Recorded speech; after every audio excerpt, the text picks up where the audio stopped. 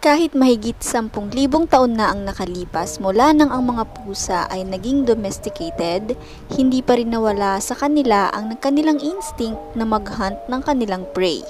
Kaya kung isa ka din sa mga nagtataka kung bakit binibigyan ka ng mga regalo na patay na daga o butiki, panoorin niyo po ang video na ito.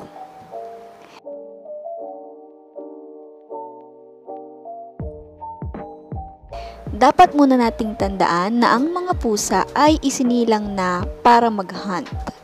Nasa dugo na talaga nila ang hunting. Kahit ang mga domesticated na pusa na hindi alam kung paano humanap o mag-hunt ng sarili nilang pagkain, hindi pa rin mapigilan ang kagustuhan at tukso ng dugo pagdating sa paghahabol at paghahanap nila ng prey. Ang ilan sa mga pusa ay nagdadala at nagbibigay sa kanilang amo ng mga patay na hayop o kaya mas malala pa minsan ay kahit buhay pa. Ginagawa nila ito upang ipakita sa iyo o i-share sa iyo ang nahanap o nahunt nilang pagkain.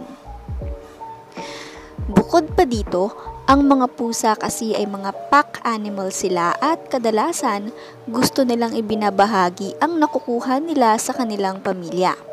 Totoo ito lalo sa mga female cats na normally tinuturuan ang kanilang kittens kung paano mag-hunt at kumain. Sa tingin ko, ang pinaka nakakatuwa sa ganitong behavior ng mga pusa ay dahil tinuturing kanilang pamilya kaya gusto nilang i-share sa iyo ang kanilang nakuha at na-hunt. Sinasabi sa kanila ng kanilang instincts na mag-hunt para makasurvive at pakiramdam nila, dapat maipasa nila ang ganitong life-saving skills sa kanilang mga anak at pamilya. Dapat lang din natin tandaan na ang ganitong pag-hunt at pagbibigay sa iyo ng kanilang prey ay hindi ibig sabihin ay nagugutom sila. Minsan nga, ang mga nakukuha nila ay kadalasang hindi nakakain o inedible. Gaya na lang ng patay na hayop, basura, bola o kahit mga laruan. Mga bagay na pakiramdam nila, hinuli nila.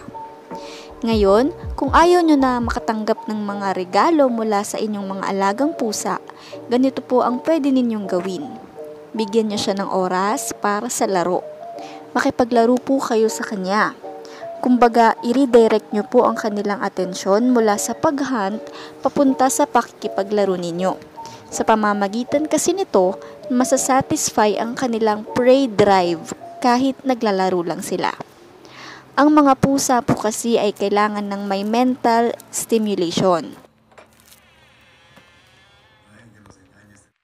Kapag wala silang nahahunt o nahahabol-habol, maghahanap siya ng ibang bagay na kayang mag-satisfy sa kanilang desire na mag-hunt.